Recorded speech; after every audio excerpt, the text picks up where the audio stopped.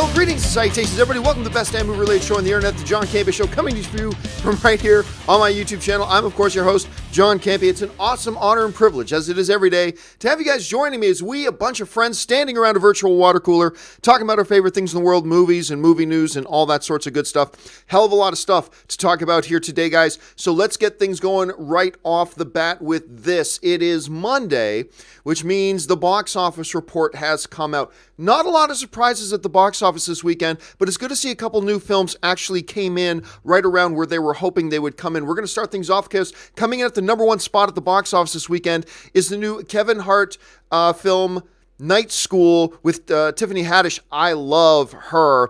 I did not get a chance to see this movie yet. I had some friends from Nashville coming to town, so I didn't get a chance to go see that, but I've been looking forward to seeing it. They were hoping it would come in around $25 million. It exceeded even that, came in at 28, so a nice opening for that. Also, Smallfoot, they were projecting $20 to $25 million for Smallfoot on opening weekend. It did come in right nicely, right in the middle of that weekend, making $24 million, which is quite frankly more than I thought it was going to make initially, but it does meet the projections. House with a Clock in Its Walls continues to hold down okay, coming in at $12.5 million. A Simple Favor, one of the best films in the theaters right now. Seriously, A Simple Favor is one of the best movies in theaters right now. Go out and see it when you get a chance. It's in its fourth week, comes in at $6.6 million, and rounding out the top five is The Nun, and The Nun making $5.4 million at the box office. I wasn't a big fan of The Nun. I was really looking forward to it because I really do like a couple of films in that franchise, but, you know, not the biggest thing for me. One of the notable things about the box office this weekend is the fact that, Crazy Rich Asians has finally, I believe in its seventh week or something like that, has finally dropped out of the top five. That movie, probably the surprise hit comedy of the year, so congratulations to them on that. But yeah, Night School comes in at the number one spot at the box office. All right, let's move on to the second thing here. Brand new trailer. We were anticipating it today, but a brand new trailer and the first trailer for the upcoming, it's not a biopic that Taron Egerton would want to make sure we know, but the first trailer for Rocketman has landed and hit online, and a lot of people seem to be liking it a lot. Now, of course, remember, on Friday, the first image of Taron Egerton as Elton John got released. It was a great-looking picture. Look, you do somebody up in the right makeup, and almost anybody can look the part. So, but they did a good job. That picture that came out on Friday looked really good of Egerton as Elton John. So this trailer comes out. It's only a 1-minute tease. It's a first trailer, 1-minute teaser, all that kind of stuff. But in watching the trailer, you can really tell what Taron Egerton was talking about. Because remember, last Friday, we were talking about how Taron was saying that everybody's assuming this is an Elton John biopic. And it's really not a biopic. It's a fantasy musical, is the way that he described it. It's a fantasy musical that does go over and highlight some of the more formative events in Sir Elton John's life and career, but it's really a fantasy musical. And I remember saying at the time that it sounds to me kind of like they're describing Moulin Rouge a little bit, which is an exciting prospect for me because I love Moulin Rouge. I think Moulin Rouge is amazing. Absolutely, this trailer does kind of have the feel of a Moulin Rouge a little bit. There are definitely fantasy elements. He said there was going to be lots of musical numbers that don't even involve Elton John, and they kind of give you glimpses of that throughout the trailer. The whole scene of people start gravitating and levitating off the floor.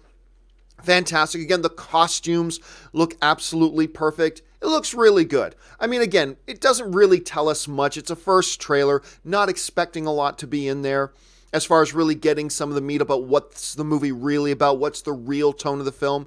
But hey, just putting in some of those great, musical notes from it, getting to see some of the costumes, some of the fantasy elements. It's a nice little way to start. Solid little opening trailer. I will say this. We know that Taron's doing all the singing. I mean, at least for the Elton John parts. He's doing all of his own singing. While he did a much better job than I would have done, and it's not bad, I will admit that hearing Taron's voice trying to sing, Rocketman, it took me out of it a bit. I will say that. Now, you might fairly be able to make the argument, John, anybody's voice other than Elton John's singing those songs would have probably been quite a distraction and probably taken you out of it a lot. Fair. That's a fair thing to say. It is. Nonetheless, it did take me out of it a little bit at the end, hearing his voice doing it. I don't know. I don't know if he was the right guy to do it. I don't know if using him as the singing parts was the right thing to do. Granted, it's just a few bars we heard him sing. It might be much, much better in the movie. And again, he did way better than I would have done. And again, the whole, you could come back at me and say, John, any voice would have made you feel awkward if it's not Elton John's. That's all true. We'll have to wait and see. But for a first little trailer, not a bad first outing. All right, let's move on to this off the top as well. This just came out, coming soon, and I know a number of the other websites are posting about this.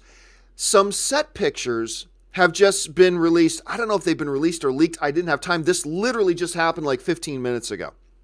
But coming soon, I know, is one of the major sites running these images.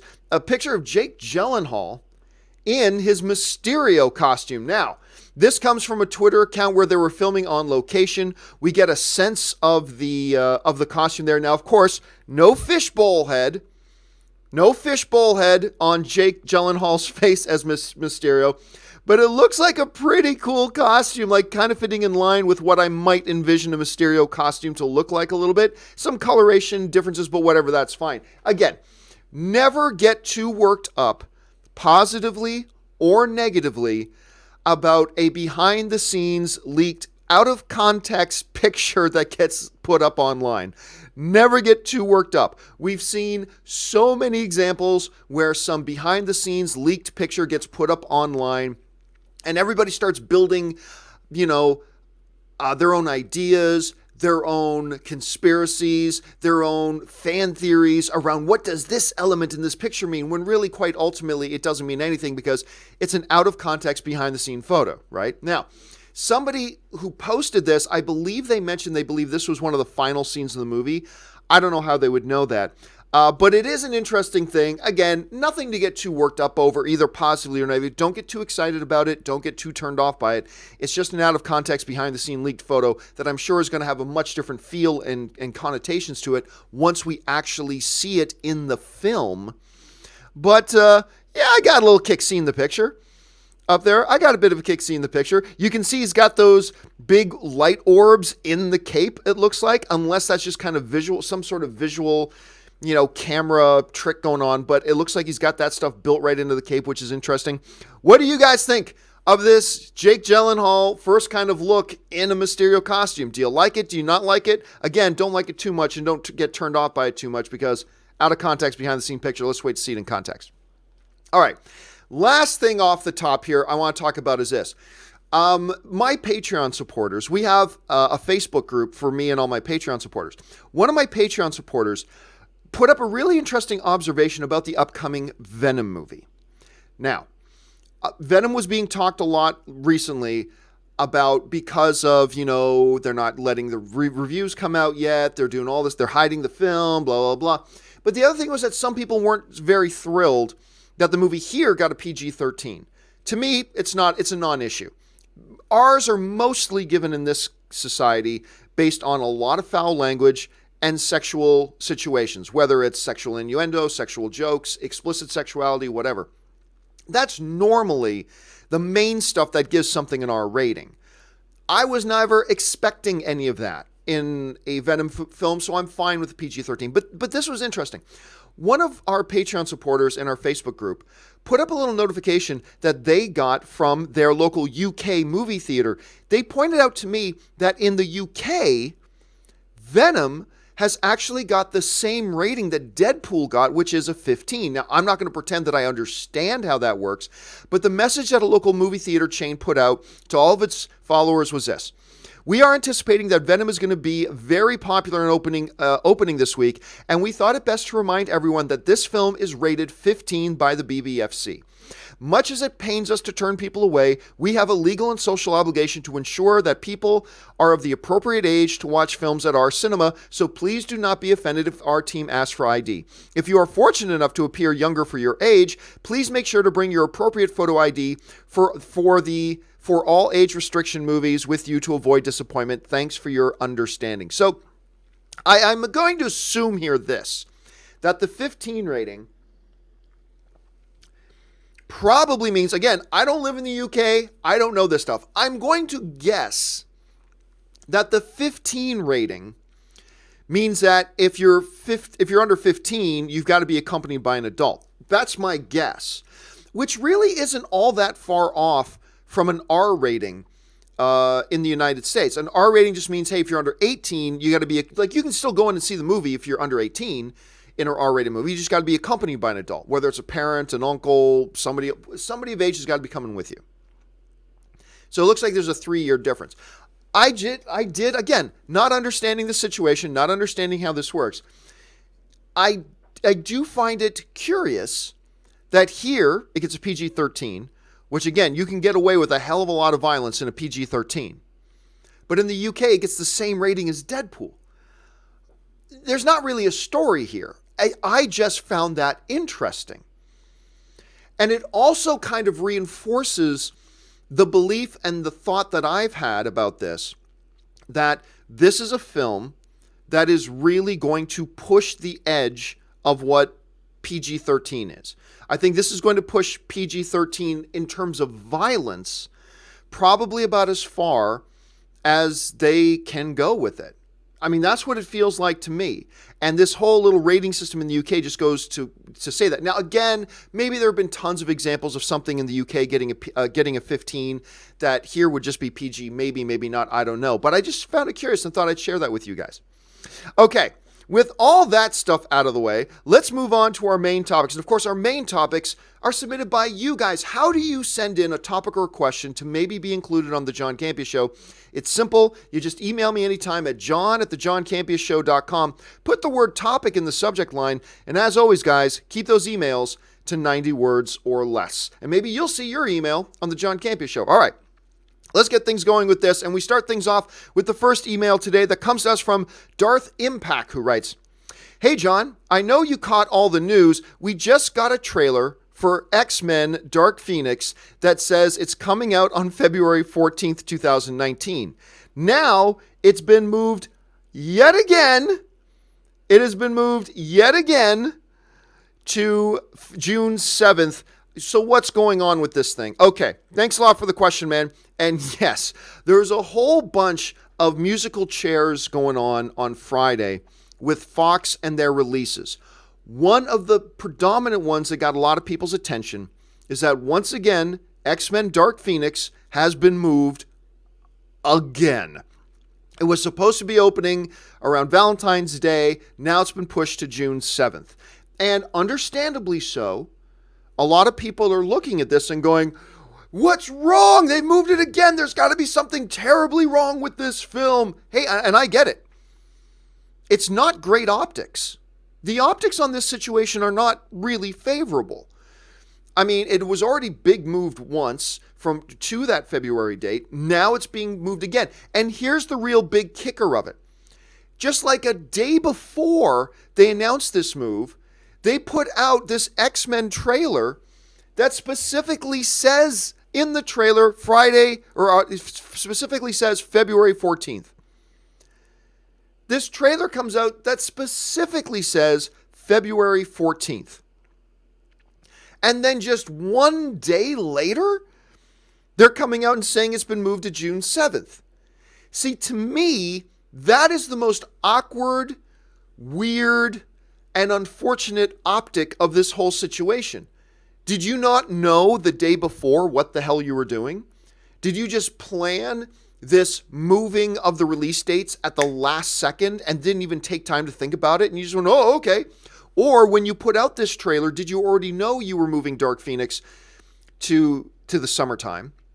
And if that's the case, why do you still put that February 14th on the trailer when in just 24 hours you're going to tell us something completely different? See, to me, this date moving doesn't tell me anything bad about the movie. And I'll get to that why in a second. But honestly, the date change does not make me worry about the movie. It makes me worried a little bit about what they're doing at Fox. Does one hand not know what the other hand is doing? Hey, maybe the marketing department had no idea.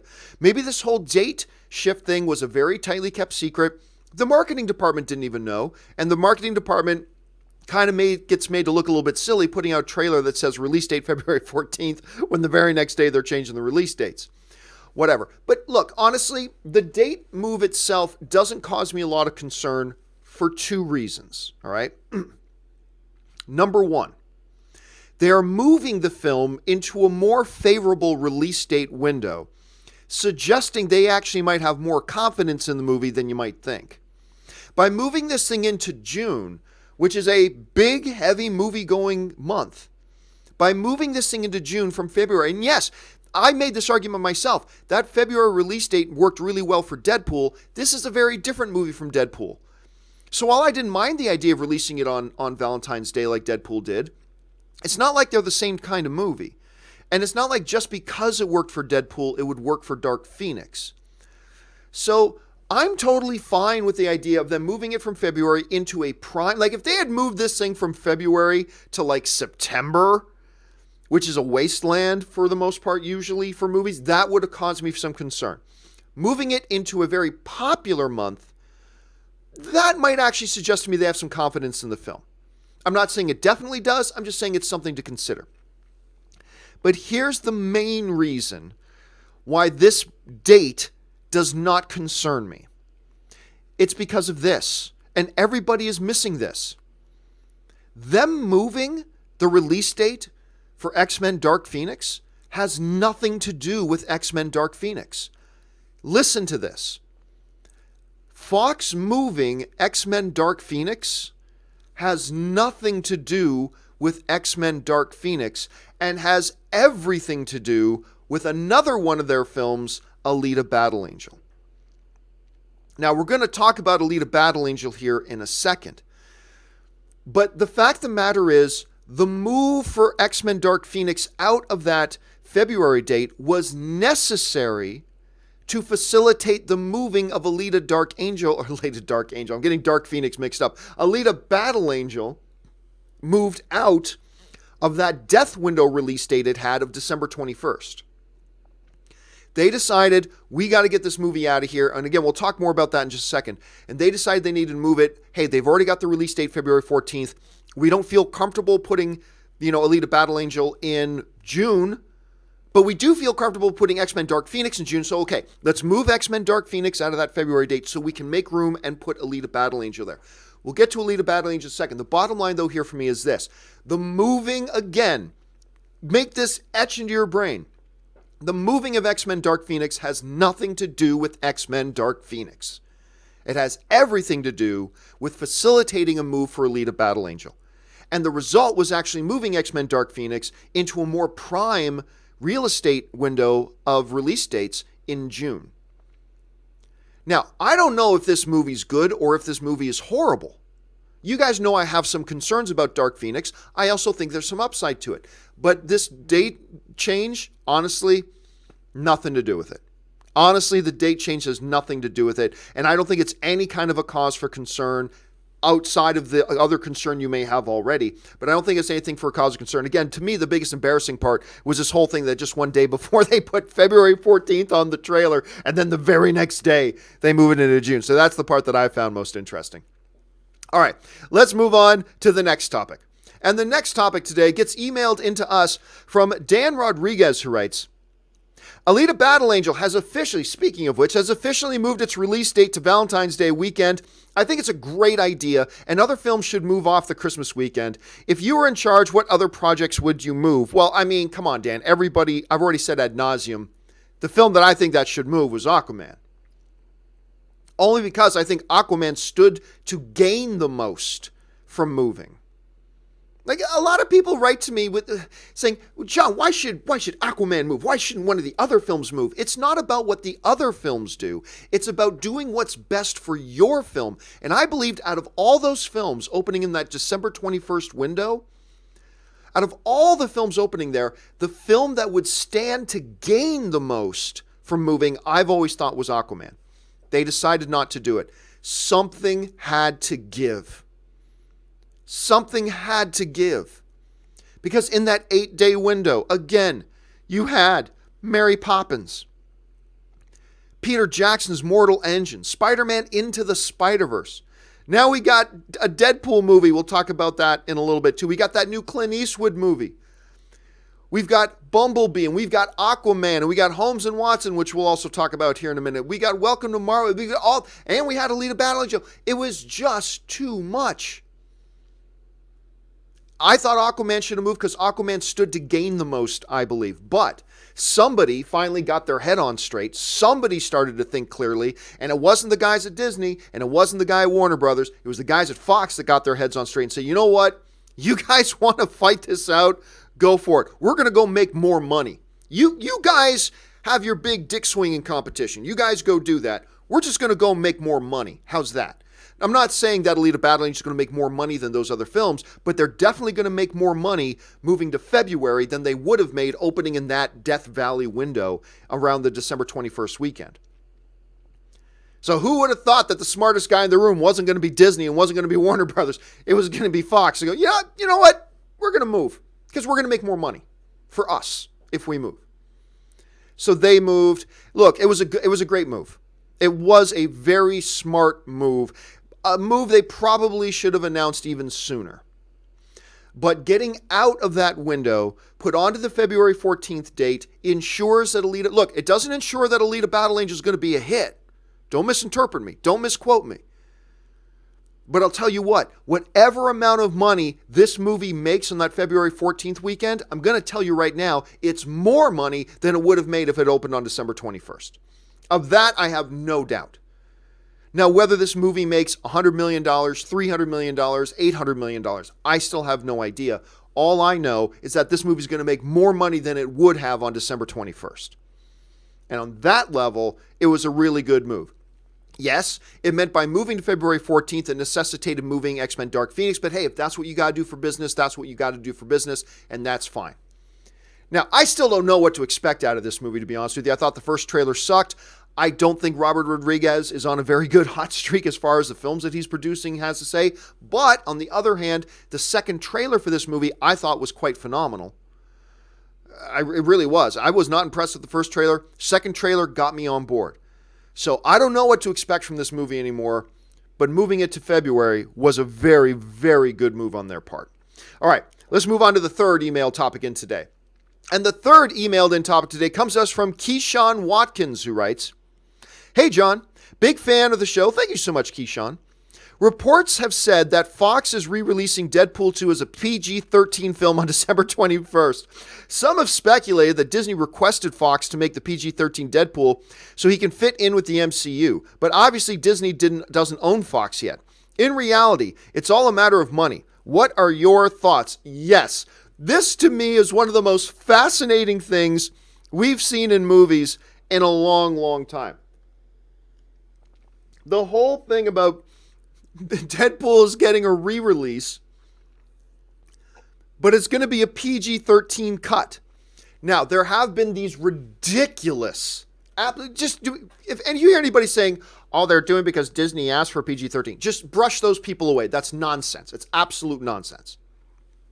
This is about them making some more money. And I think it's also about them making some pretty funny changes. Look, I do not think this is about, oh, we've got to get Deadpool down to PG-13. I think this is going to be a big joke in a good way. I think this whole thing about them re-releasing Deadpool 2, I think they are re-releasing. I don't mean it's a joke as in it's fake, but I think they're going to do it. And the whole conversion to PG-13 is going to be a part of this huge meta joke.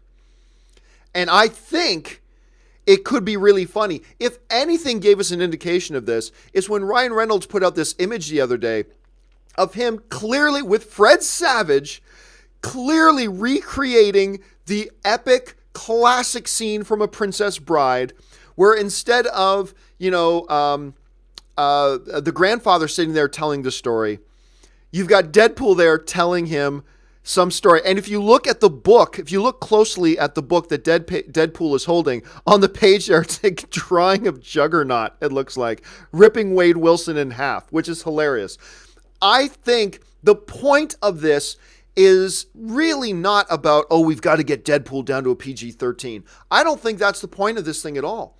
I think the point of this is to make a huge running gag about trying to transform this insanely hard R-rated film into a PG thing and scope it into the context of Deadpool telling a story to his grandson, a grow-up, fully adult man, Fred Savage.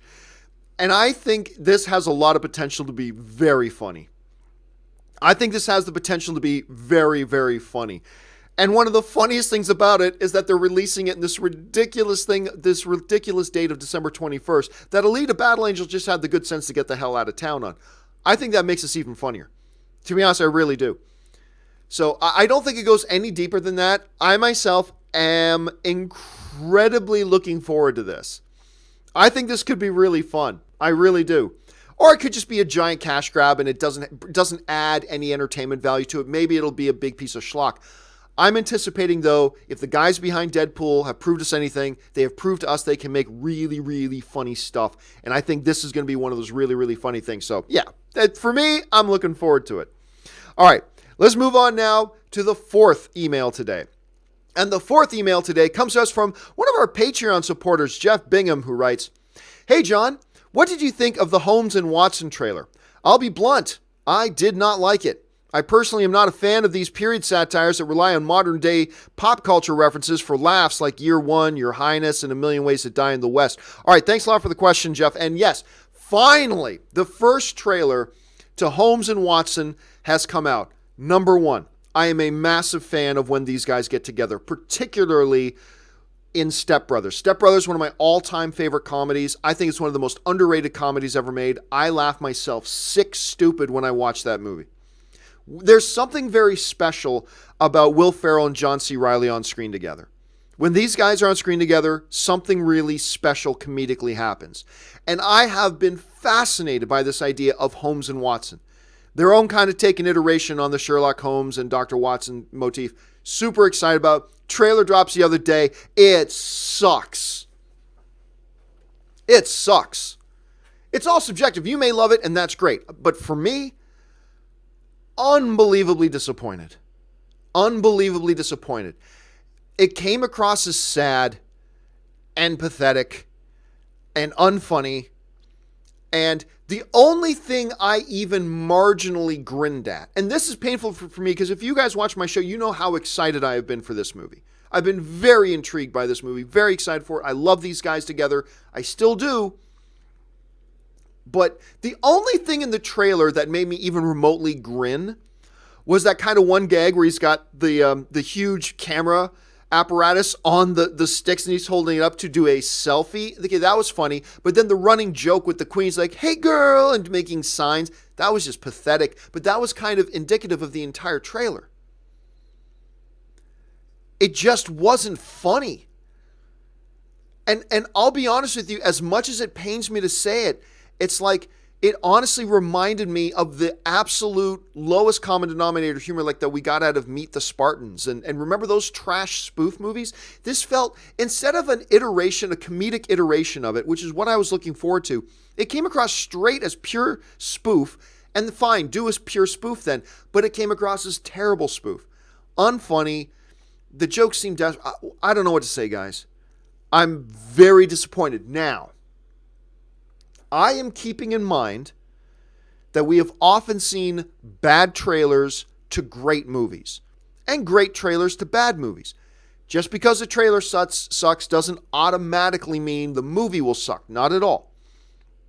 I'm still going to go see this movie. This is still Will Ferrell and John C. Reilly working together. I'm still going to be there to see it, and I'm just going to hope that this is a case of just terrible marketing. But I'll tell you what, guys, my anticipation level for this movie has just dropped like a rock in the lake. Just dropped like a stone in a lake. So it's just it's made my heart sad. This trailer made my heart sad. There, put that on your poster. John Campea says, the trailer for Holmes and Watson makes my heart sad. Yeah, it made my heart sad. Well, I don't know how maybe some of you guys loved it, and that's great if you did, and I'm happy if you did. But yeah, for me, man, I don't think I could be more disappointed. I really don't. But hey, is what it is. All right, let's move on to the fifth email today. And the fifth email today comes to us from Adam Choate, who writes, "My brother canceled his MoviePass account weeks ago. But they gave him an option to return with a new plan. He canceled again, and now they're saying he's part of a select group who will be automatically returned to a new plan unless they opt out. They say this will be the final cancellation, but this sounds very shady and illegal. Canceled should mean canceled. Thoughts? And oh my goodness, our friends at MoviePass are back in the news again. And once again, they're back in the news for all the wrong reasons. Here's the basic gist of it. I've told you guys, this company is shady. In my opinion, strictly in my opinion, this company, I've been saying this for a while, is shady. Really underhanded. First of all, they've changed their terms of use again. They've changed their terms of use I'm not exaggerating, about 7 or 8 times in the last 4 months. Now the way MoviePass is this: 1 movie a day for any movie. Now it's 1 movie a day for movies, but maybe not really popular ones. Now we're changing the prices. Now we're not. Now you can only see 3 movies a month. Now you can go back to unlimited. No, now we're 3 movies a month again. Now we're this price. No, now we're back down to this price. Now we're going to have 1 movie that you can watch once a month. And now they've just changed. They've shown they don't know what they're doing. This kind of chaos just tells me you don't know what you're doing. This is an incompetent group, in my opinion. Anyway, here's the new shadiness that they're pulling in a desperate attempt to try to rip off as many people as possible. Here's my understanding of it. So, back not so long ago, when they changed their terms of service to reflect that, hey, when you signed up for MoviePass, it was unlimited movies, 1 a day. Now we're changing it to 3 movies a month. You have to come in and opt in for that new change and acknowledge that you accept this new change, or, we're terminating your membership, we're canceling your membership, we're suspending your membership, you're no longer going to be charged. Okay, at least that's the proper way to do business. Saying, hey, we're making a fundamental change to our business and not giving you what we promised you. Therefore, if you want to stay on with us, with these new limitations, come in and opt in. Otherwise, we're going to suspend your account. We're not going to charge you anymore. That's actually pretty good. That's above board. That's the proper way to do it. I mean, it's stupid that they made that change, but at least they conducted the change in a good way. Now comes the shadiness. See, now they're reintroducing the unlimited plan, but again, you only get to see whatever movies they say you can see, which makes this card completely useless. But anyway. But they're going back to, you can still use it once a day. Great. Except for those people who chose not to be members of MoviePass anymore from the last change, they are automatically re-enrolling you and they're going to start charging your credit card.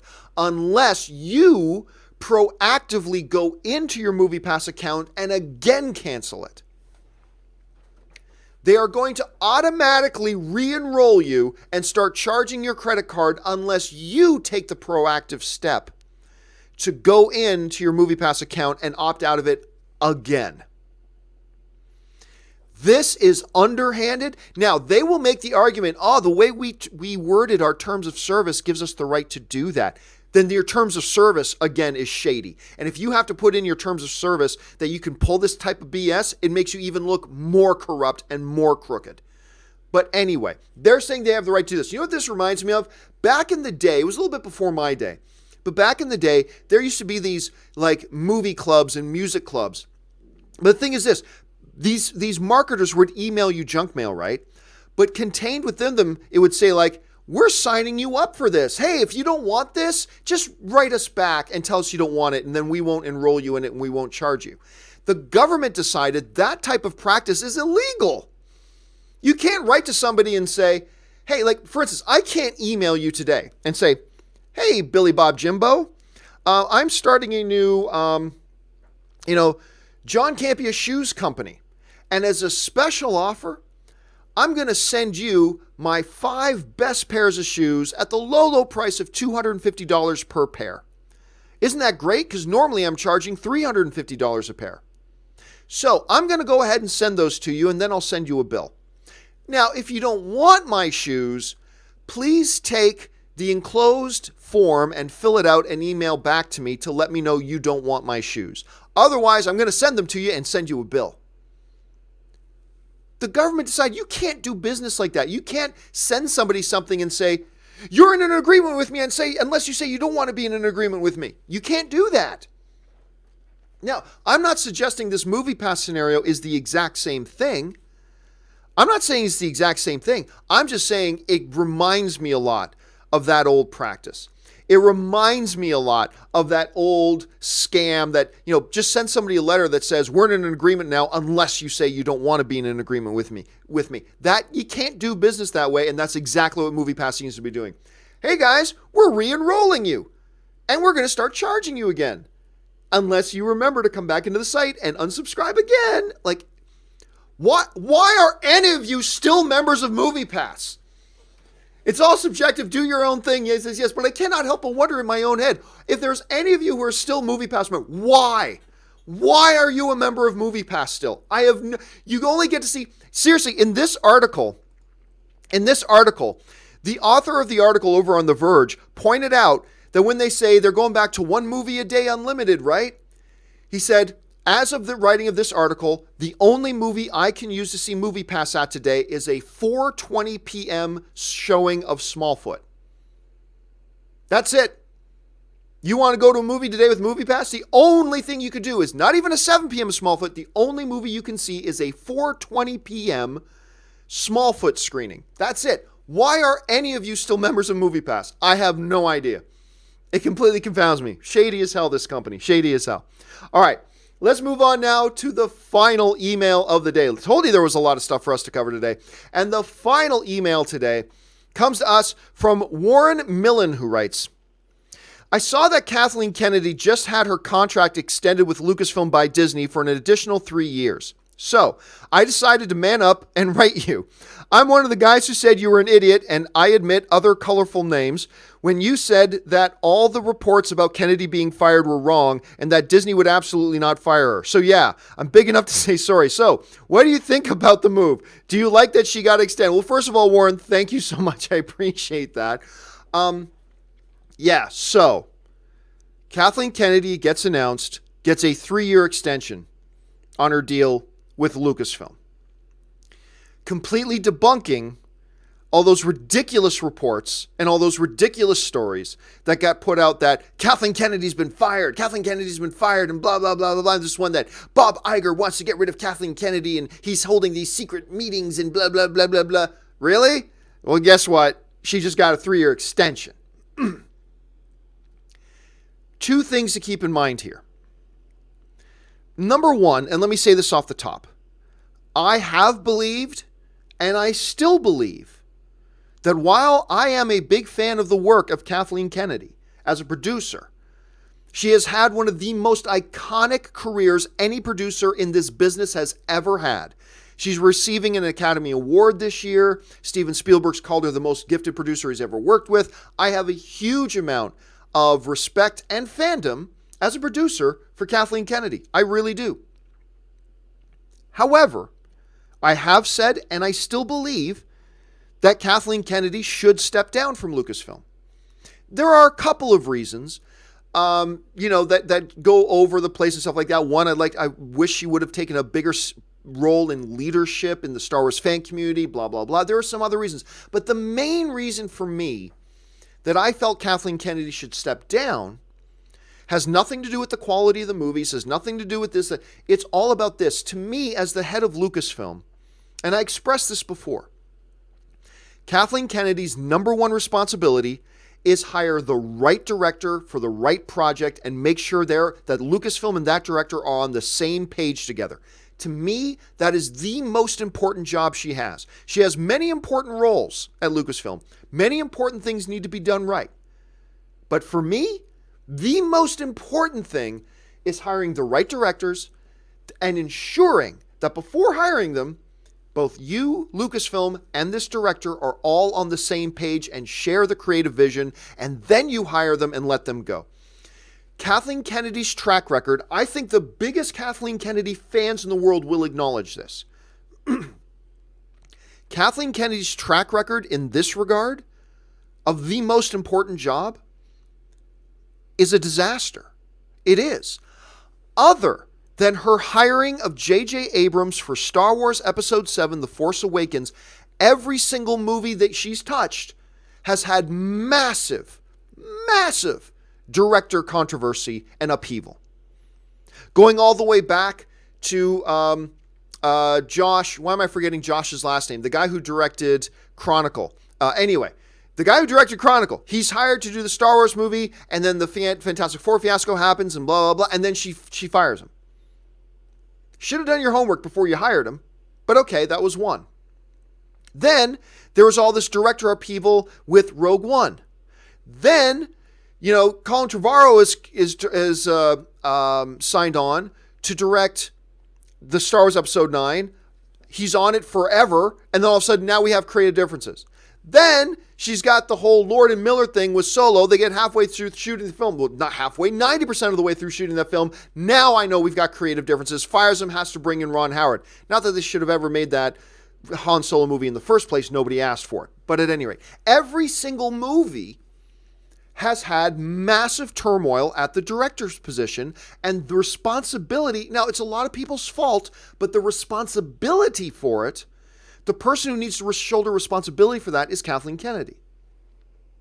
So I have said in the past that I believe Kathleen Kennedy should step down and go back to what she's great at. Go and just produce she's produced some of the greatest movies of all time. Go back and do that.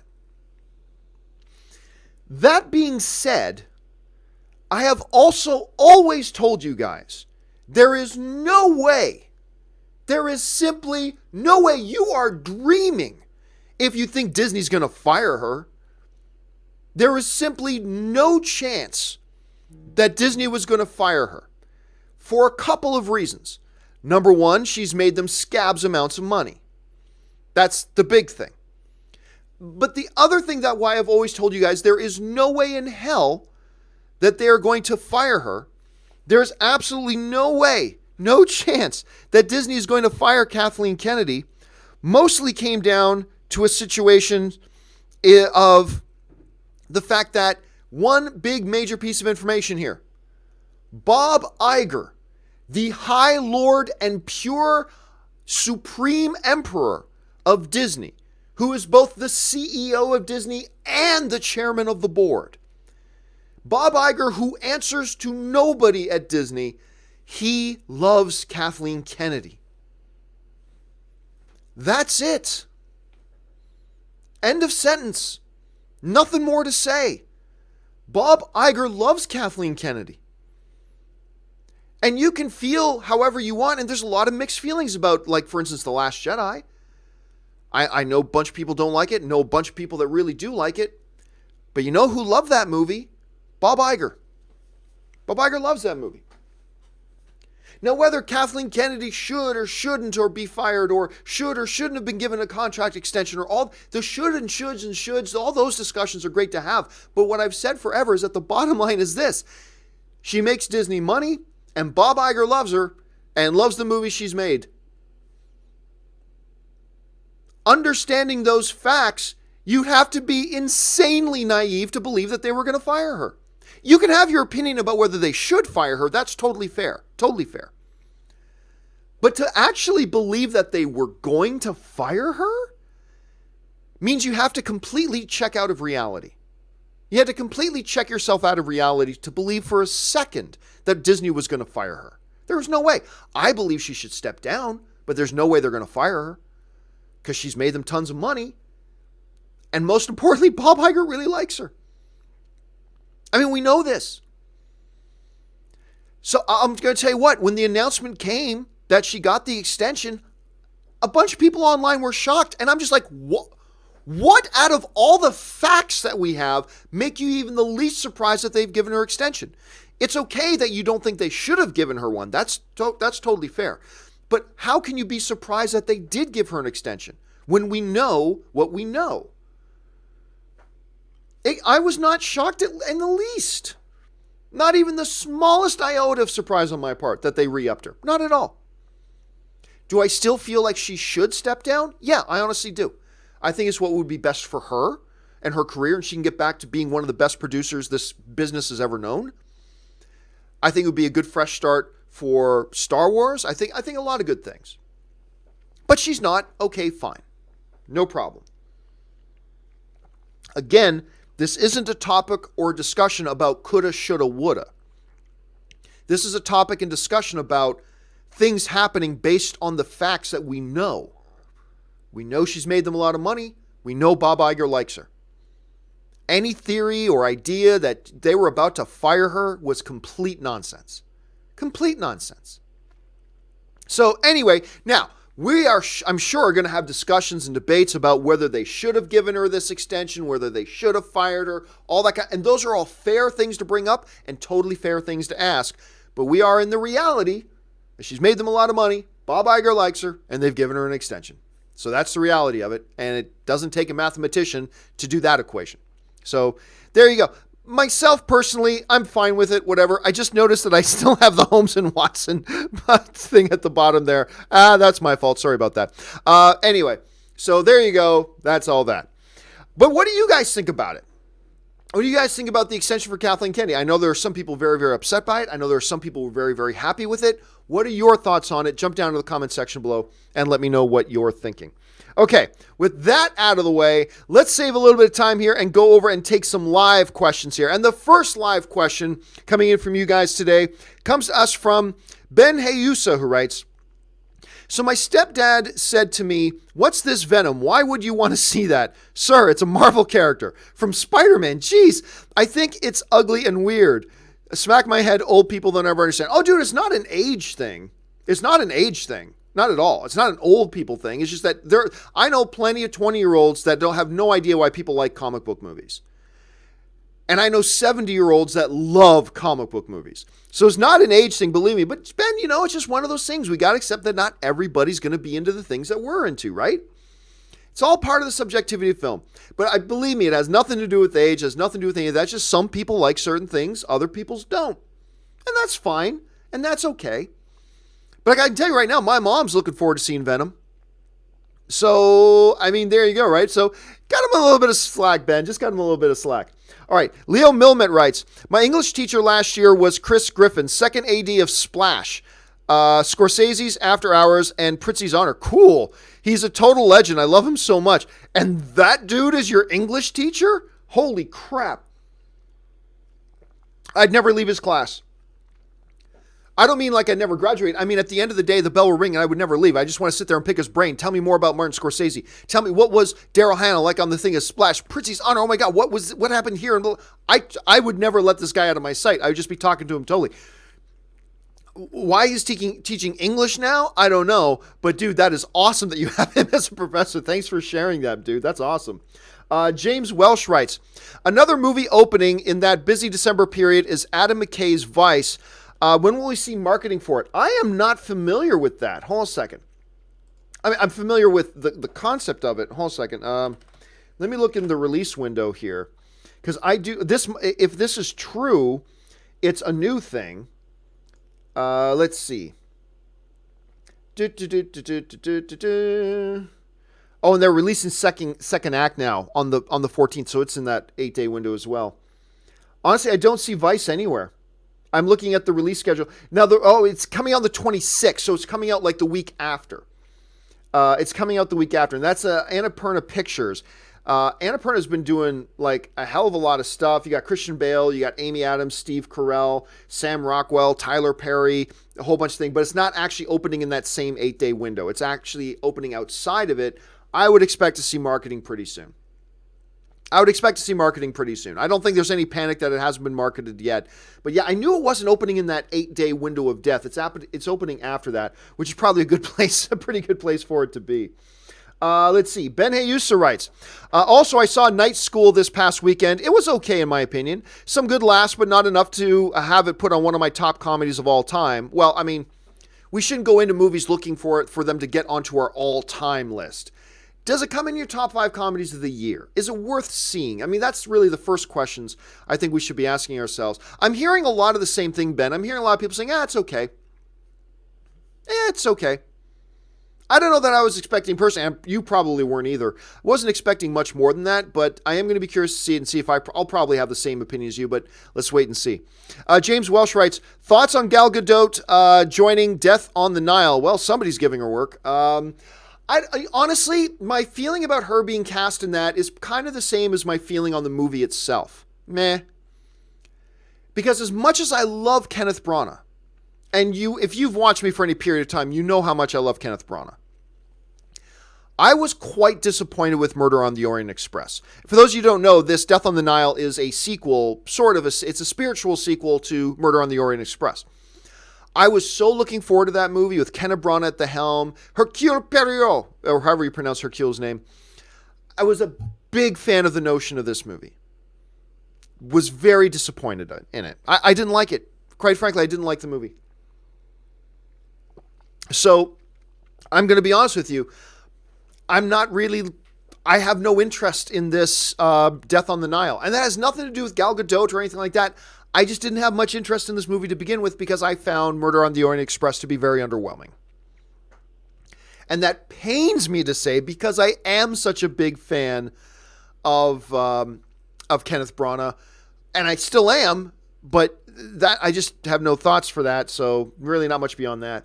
I'm Upset writes, thoughts on Taken trilogy. Saw the third. Why is everybody asking me recently about, I've been asked about my thoughts on the Taken films like 4 times in the last month. It's kind of crazy. I like the Taken trilogy. I'm not big on the third one. And I like the second one more if you literally watch it back to back with the first film. I watched Taken 2 for the first time. And it was, all right, and whatever. But when I watched it about 2 years later, I can't remember why I did this, but I watched Taken 1 and Taken 2 back to back, like immediately. And it really felt like one movie. It really does. It feels like one movie. And I actually liked Taken 2 more, and I appreciated it more when I watched it coupled with the first one, which was very odd. Third one, though, is not so much to look forward to.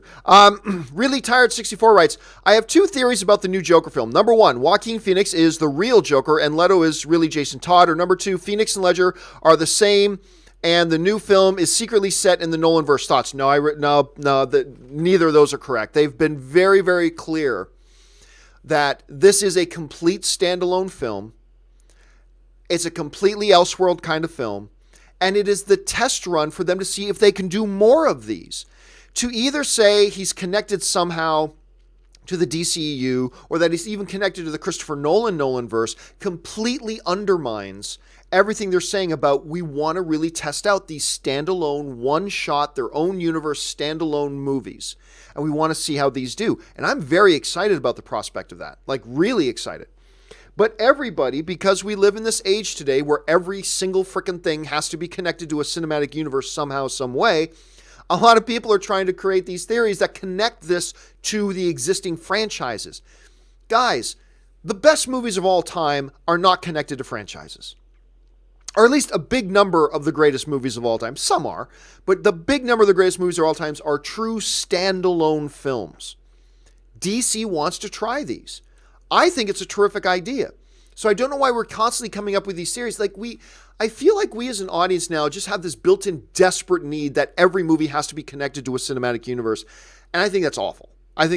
So, not that your theory is awful, not at all. But I just don't like that we as a collective group of movie fans, we all have this desperate need to want to see how every single movie is connected to other movies. And that's not what the spirit of storytelling is. I mean, it's a one-shot story. So because of all of that, Really Tired, while these are imaginative, full marks to you for that, I got to say I disagree with both of them. I don't think there's any chance of either of those because not only does it fly in the face of them saying it's a complete standalone movie, both of these theories completely undermine and just destroy this whole new philosophy they have of wanting to try true standalone movies. And we know that's what they're doing. So yeah, they're interesting theories, but I don't think either of them are remotely true just because of what we just talked about. I'm Upset writes, Holmes and Watson trailer made me upset. Like I said, man, it made my heart sad. Just made my heart sad. I never get upset at a trailer. I don't know why you get upset, but I was disappointed. Really disappointed. I mean, that much is clear. It's too bad. But I guess I shouldn't be surprised that I'm upset has said the movie made them feel upset. Ben Rayner writes, thoughts on the Brady Bunch movie from the 90s? I don't know, man. It's been forever since I've seen that. I don't think about the Brady Bunch movie. All I know is that's the movie that had Ben Stiller's I think they're ex-spouses now. I think him and Marcia got divorced, which she was amazing in Zoolander. Anyway, clearly I didn't think much of it because I never watched it more than once. So really no opinions on it. John DeBenedict writes, for a lot of introductory trailers, I feel like Rocketman is one of the better ones. By the way, congrats and best of luck on all your upcoming endeavors. Thank you so much, John. Yeah, it's a solid little trailer. I mean, again, though, there's really nothing to it. It's just mostly random pictures from different scenes in the movie, and that's it. Honestly, there is really nothing to it. But I wasn't expecting there to be a lot to it in a 1-minute first trailer for a movie that's not coming out for a while. But yeah, it's solid for a first trailer. I agree. It's a solid little trailer. Again, the one thing that took me out just a little bit was Taron singing. It didn't quite work for me. But again, valid argument, counter argument to me was that nobody would have felt right singing it other than Elton John. And that's a very good point. So I don't know. I'll have to see how I feel once we get a little bit closer to it. Ben Rayner writes, do you think comedy is the most subjective genre? No, not really. I think, look, comedy, I think comedy stands out and really highlights the whole thing that entertainment is subjective more than anything else. Because a comedian can stand in a room, tell a joke, half the audience laughs hilariously at it, and the other half go, Neither are right, neither are wrong. It's just that a piece of art, like a joke, is thrown out there, and then people react to it based on how it hits them. There's nothing, you can't measure scientifically whether a joke is funny or not. So I don't know that I'd say it's the most subjective of all of them, but I would say it probably highlights most the subjectivity and the subjective nature of films more than any other.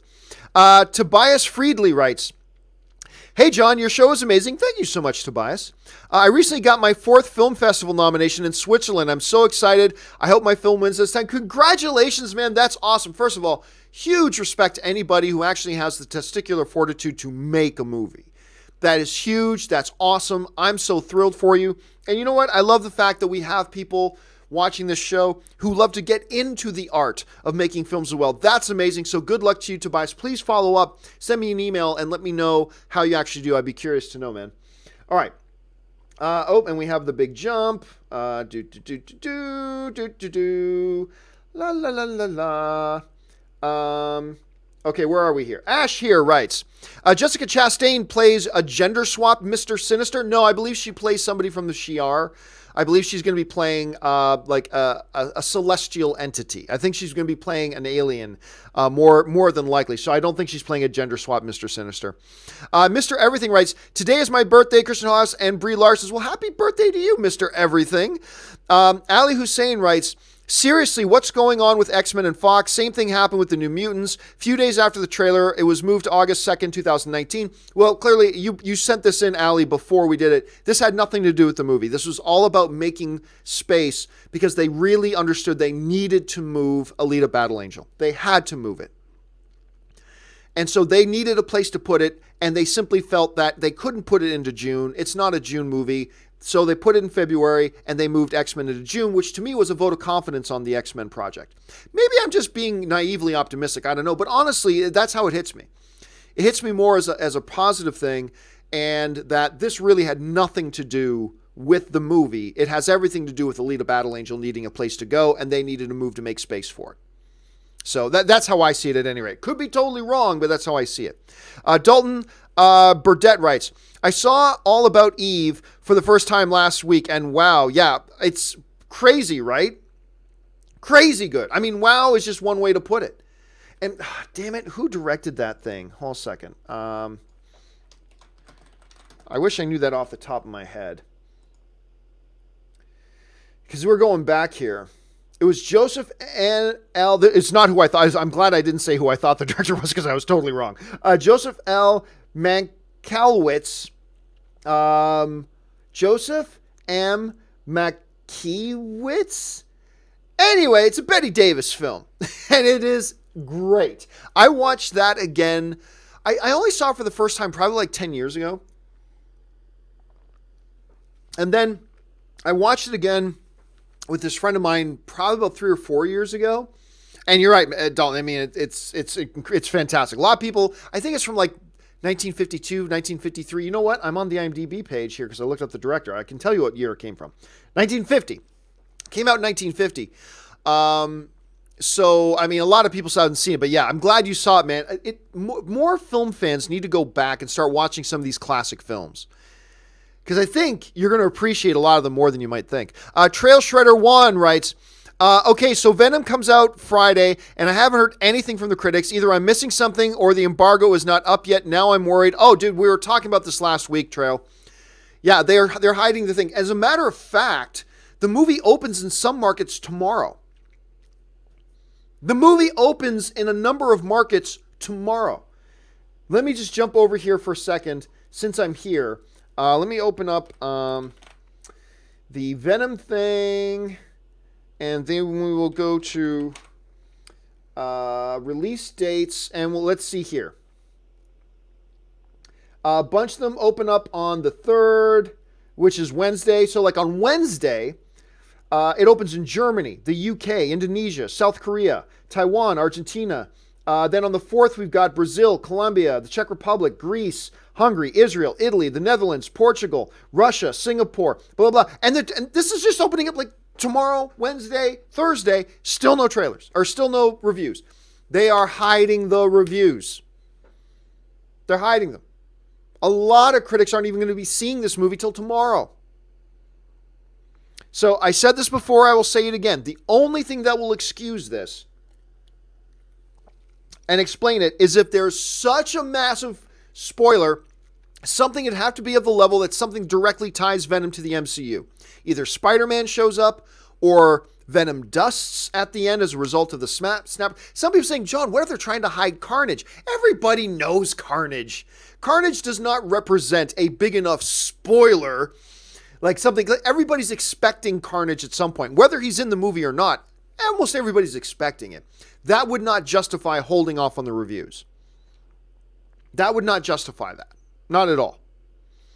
The only thing that'll justify it is something that radically shows the connection between Venom and the MCU, which none of us are really expecting. If that were to happen, that justifies it. But yeah, them holding off, when the movie opens in like 48 hours in almost half the planet, and still no critic reviews are allowed to be shown. And a lot of the critics haven't even seen the damn thing yet. Not a good sign, my friends. Not a good sign. All right, Stubble McShave writes, problem with Batman and Superman is that they're iconic characters. If you extend that into Prince of Thieves and Robin Hood, you realize that Hollywood shouldn't change the iconic story, just tell it well. No, I don't agree with that, Stubble. I believe in telling new stories and looking at stories in a different way and telling them from a different approach and taking some creative liberties. I'm all for that. That's art. I'm totally for that. It just means that when you're doing that, you're taking a risk, and sometimes the risk will pan out well, and sometimes the risk won't work out. But that happens whenever you make a piece of art. It'll work or it won't work. I don't think we should ever discourage filmmakers and storytellers from taking chances. Tell it from a different point of view. We've had lots of Robin Hood movies. Give us a different iteration. Hopefully it's good, but maybe it won't be good. But here's the thing. If it's not good, it's not because they tried to tell their own original story. It's because it just wasn't any good. Right? We as a human race, we often look for reasons. What's to blame for something not working, right? And that's natural. We all do it. Me too. But I am going to suggest here that if this Robin Hood movie isn't any good, and I don't have a lot of hopes that it's very good, because to me the trailers have been terrible, but we'll have to wait and see. But if the movie's not any good, it's going to be because it's not a good movie. Not because they took chances or tried to tell the story in a different way or try to have a little bit of a different interpretation of it. It's either going to be a good movie or a bad movie because it's a good movie or a bad movie. To me, it just comes down to that. And I never want to be in the position that I'm discouraging filmmakers from taking some risks, from being a little bold, from changing things up. Give us a different iteration. Give us a different interpretation. Give us a different manifestation of this thing, but, make it good. And that's what they're going to try to do. Sometimes it'll work and sometimes it won't, but I don't think it comes down to whether or not, look, if they made a bad film, it would have been a bad film. That's just kind of the way I look at it. But hey, man, here's hoping that it turns out okay, because I was kind of I like Taron a lot. I like Jamie Foxx. I like the Robin Hood tale. But oh my gosh, the last Robin Hood movie I saw, the one with Russell Crowe, who's like my all-time favorite actor, and Ridley Scott directing, that movie was horrible. Horrible. But so I'm hoping this one's good. I don't have a lot of hope for it, but I'm hoping it's good. Jabin Carter writes, thoughts on fan speculation and theories. Are they healthy for fandom, or do they do more harm than good? No, I think fan speculation and theory is great. That's part of what being a fan is. It's wonderful. The only time it becomes harmful is when we get married to those theories and we say, unless they do it this way now, I'm not going to be happy. That's the only bad part.